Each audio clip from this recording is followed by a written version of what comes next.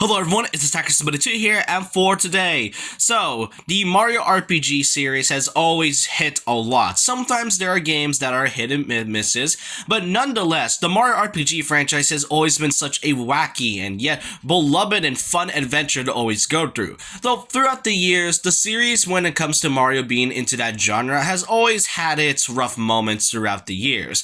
And really, it kind of felt obvious during around the 2010s, where basically the Mario RPG series was sorta kinda dipping during that era. However, as of recently and even for next year, the Mario RPG series has pretty much shown to be coming back as sort of a huge resurgence and revival to what made the original Mario RPG series so beloved to begin with. So in this video, this is kind of more of a retrospective and pretty much talking about what pretty much started the Mario RPG genre all the way to what's going on right now. So I hope you all at least enjoyed this video, and let's get started talking about the resurgence of the Mario RPG franchise.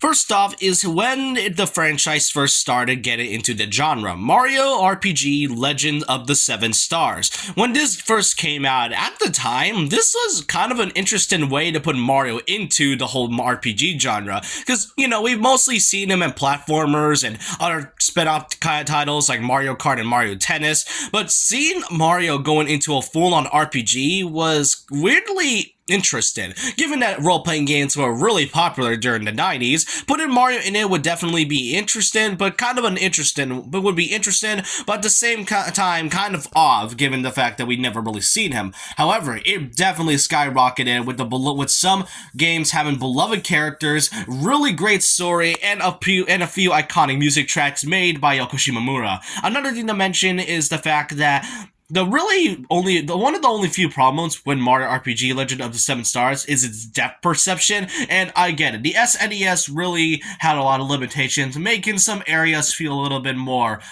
hard to see, given the fact that the area's depth perception could sometimes fool you or not.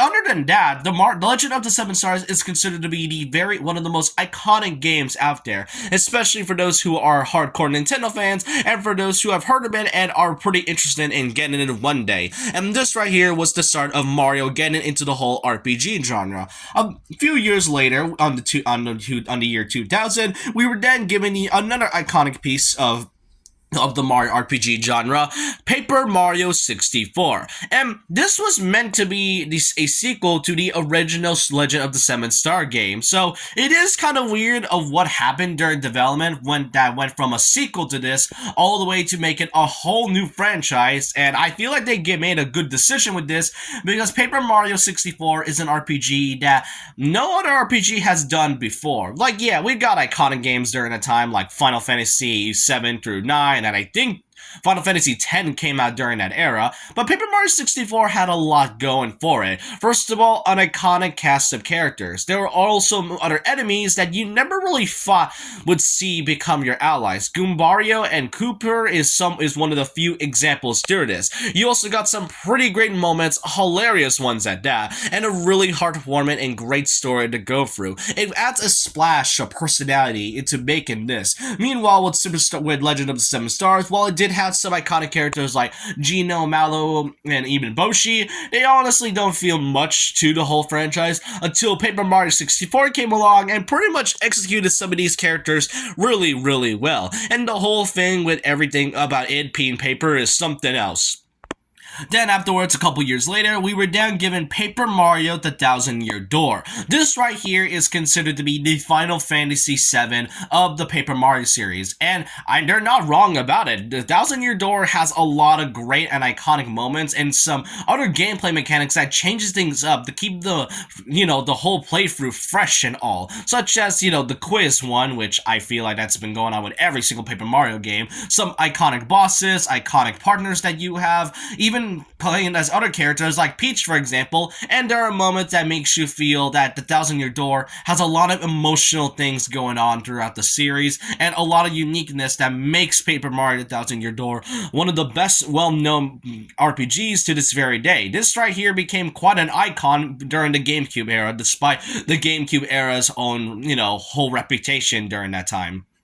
Now, the Paper Mario series would then kind of dip in some ways when we get to the release of Super Paper Mario in 2007 for the Nintendo Wii. This right here changed the whole role-playing game formula, given that it's now more of a puzzle platformer, while also sort of retaining the RPG mechanic. You still gain experience throughout the entire thing, but you don't exactly get, any type of RPG aesthetic, but there is a lot of good things about it, going from the unique characters, really surprisingly dark, well, I wouldn't say dark, but kind of an interesting, really unique story in some ways, a pretty nice world, some nice bosses, some really good characters, such as Mr. L of all things, and also, of course, Count Bleck, and we cannot forget the main antagonist, Dementio, out of all things. And even though Super Paper Mario is a pretty good game in my opinion, there is indeed some flaws within this game.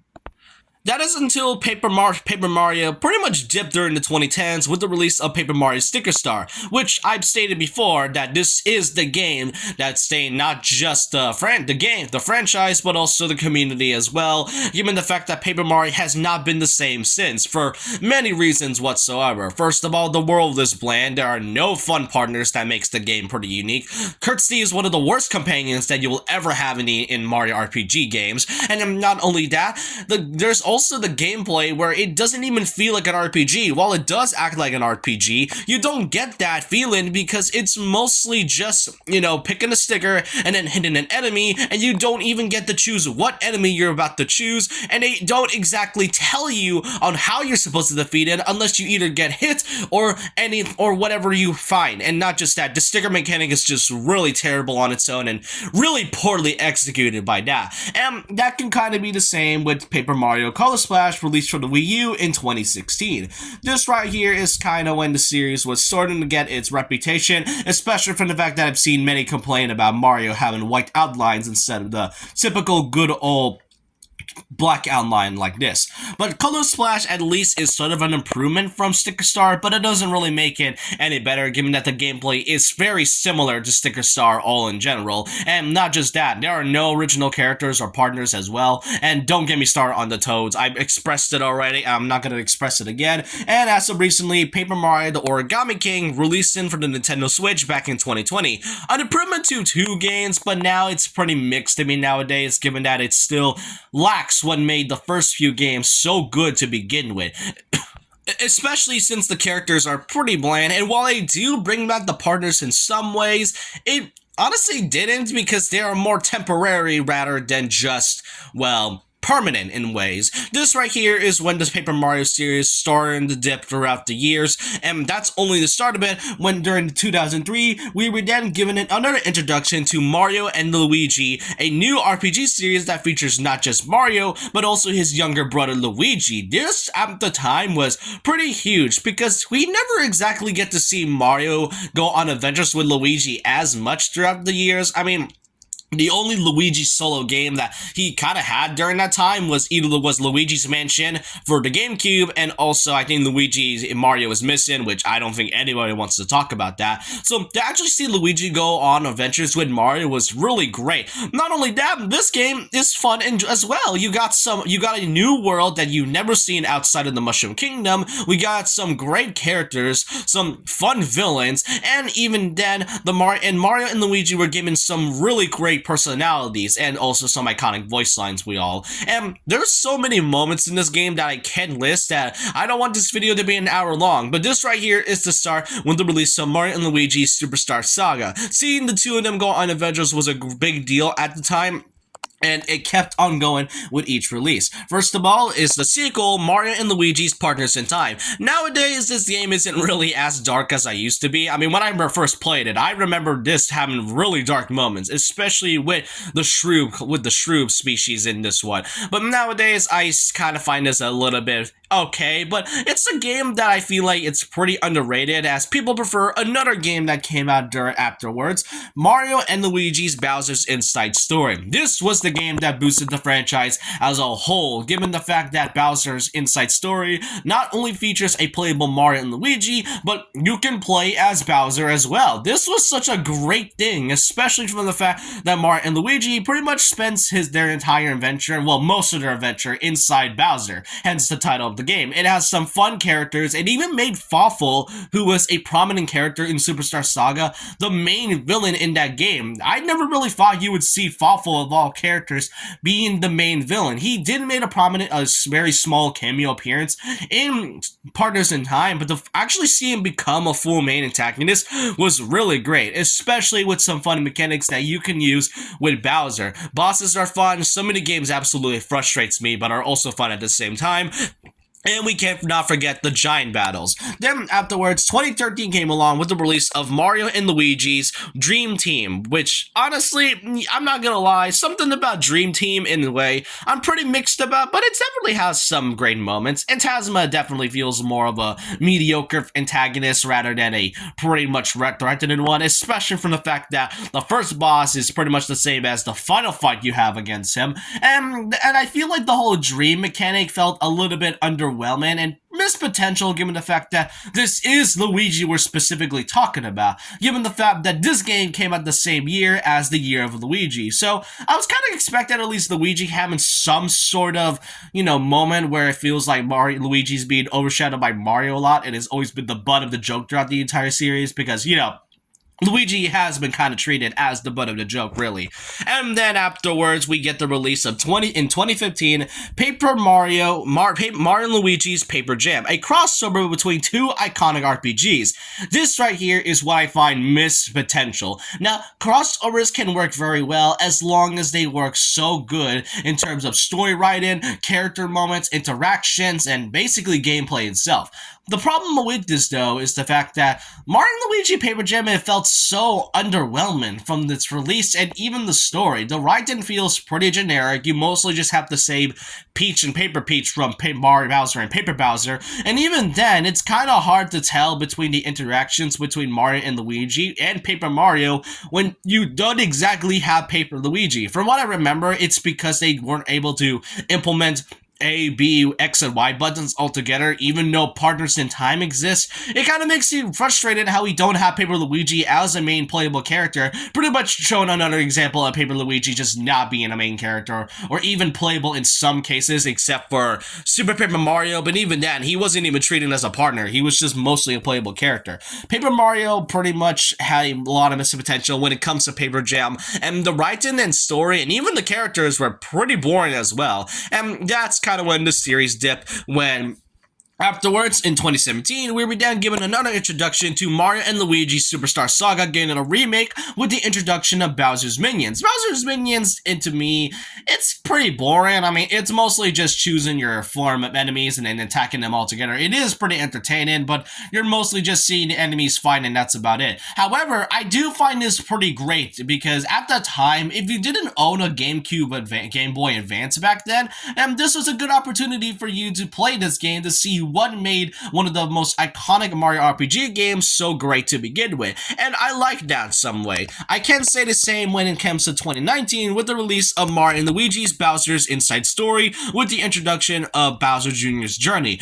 Like Bowser's Minions, this is mostly just another issue with it, given the fact that you're mostly just seeing enemies fight, but Mario and Luigi's Bowser's Inside Story is a remake that felt really unnecessary in many cases, and there is an absolute good reason why. First of all, is that you've already played Mario, you already have the handheld title for the DS one of Bowser's Inside Story, so why exactly buy the 3DS remake? Well, according to the producers from Alpha Dream, apparently they wanted to recreate the most popular Mario and Luigi game out there, and it is kind of sad and ironic that the fact that not only was this the game that boosted the franchise, but it also what made the franchise ended, as at around October 2019, Alpha Dream would close its doors as they went bankrupt after that time. It really feels so baffling that if Alpha Dream were making a Mario and Luigi game on the Nintendo Switch, then they would have been around they would be around today. We would see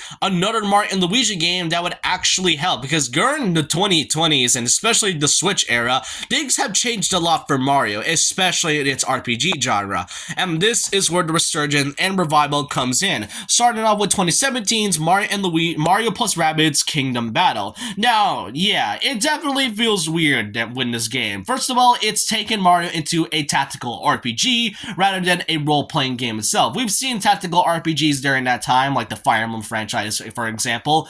However, Mario crossed over in with Rabbids felt really weird, especially from the fact that we've seen Mario and Sonic crossover many times, but mostly just in sports games. But to see Mario crossover in with Rabbids of all characters was really strange, given the fact that Rabbids weren't enjoyable. They were not enjoyable, and they definitely felt like minions in some ways. And given the fact that the Rabbids are basically just Ubisoft's mascots at this point, given that Rayman is non-existent at this point. But now, given with nowadays, Mario + Rabbids Kingdom Battle is surprisingly a good game. The characters are charming, and they made the Rabbids likable. That is not possible. But it kind of shows how they evolved throughout the years, from basically being annoying Rayman minion tyrants to basically becoming one of the most iconic characters in the modern era, and especially when it comes to Nintendo. The gameplay is fun, the story is pretty unique and interesting, and it's really great. 2022, 5 years later after Kingdom Battle, would then eventually get its sequel with Sparks of Hope, pretty much giving characters way more charm and making the Rabbids more likable. And I said it was really ironic, and I remember saying that it was ironic how the Rabbids get more unique designs than the Paper Mario and the Mario and Luigi series that time. And afterwards, obviously these two games specifically got DLC, with Kingdom Battle getting the Donkey Kong Adventure one, and Sparks of Hope getting 3 stories with the season pass, especially with the return of Ubisoft's old mascot Rayman, which pretty much gives many hope that Rayman could return in the near future. And that right there was kind of where the start of the Mario RPG series started to rise. Despite the ups and downs throughout from 2017 to 2023, there were some games that I mentioned, obviously being the Bowser's Inside Story remake and the Paper Mario Origami King game. But then 2023, we were then given a reintroduction with the Super Mario RPG remake, remaking the very first game that got Mario into the genre to begin with, bringing back many iconic characters, and especially adding some new mechanics like the triple move. If depending on which characters you have, it'll make them more powerful, and you can damage all enemies. Even adding some new mechanics coming from obviously the triple moves, and also refighting the bosses after completing the game, and even having an easy or harder mode, or just a normal mode in general for those that are huge fans of Legend of the Seven Stars, or for those that are newcomers to the series. This right here is a great opportunity for those who have wanted to see this series come back, and is bringing back iconic characters like Geno and Mallow right there. And then afterwards, as of recently, Paper Mario Sticker Star, Paper Mario The Thousand Year Door, will then get a full new remake by next year. And for those who are saying that this game is not a remake, this game is more than just a remaster. First of all, is that the lighting and textures are very different. It adds some new things that you would never notice before, like having the Paper Mario 64 cast photo in the background of Mario's house. The textures have been really updated a while, given the fact that the GameCube had some pretty hard limitations. The characters, models, and sprites have all been changed, now looking a bit more three-dimensional. Despite them being flat, they look more 3D rather than just flat. You also got some new audio, new dialogue, some new cutscenes, even a new gameplay mechanic that is very subtle but pretty noticeable if you can look hard enough, and is bringing back a few new things, and especially adding new animations to other characters that makes the game feel more refreshing than ever. And for all we know, they could possibly add Paper Luigi, the Marvelous Companies in there. Please, Nintendo, I beg of you to add Luigi and make him a story. I really beg of you. I'm definitely not coping right now. But yeah, the series, Mario RPG series, has honestly gotten a huge rise during the Switch era. And despite its ups and downs, you can tell they wanted to make things more unique and to expand the Mario series into a more wacky feeling. And given that Mario RPG is getting a full remake, and then Paper Mario The Thousand Year Door getting another remake by next year, it makes me kind of hopeful for Mario and Luigi to come back at some point in the future, because Mario and Luigi obviously went bankrupt during 2019 with Alpha Dream go closing its doors. But that doesn't mean it won't come back. If Nintendo somehow bought the series back or somehow, got some of the Alpha Dream employees into their company, then maybe this series could still come back at some point in the future. It's pretty uncertain at this point, but I'm pretty sure that given the fact that given the fact that Mario RPG got a remake and the Thousand Year Door, despite all many doubting that it will never come back, I can assure you that that would most likely be the same when Mario and Luigi would come back in the future. And that's all I can say about the Mario RPG series. This right here is what I call a huge revival to the franchise. What was pretty much at first charming and pretty much sort of went over to basically become a pretty bland and nothing too interesting and having no charm and uniqueness. When the Switch era came, it brought back what made them so great to begin with. And I can't wait to see what else they have in store for the future for not just Mario, but also to the RPG genre in general. But let me know your thoughts and opinions down below about this. And so with that, leave a like, comment, subscribe, hit the notification bell for more videos, follow my Twitter, and I'll see you guys next time. And remember this, once a legend, always a legend.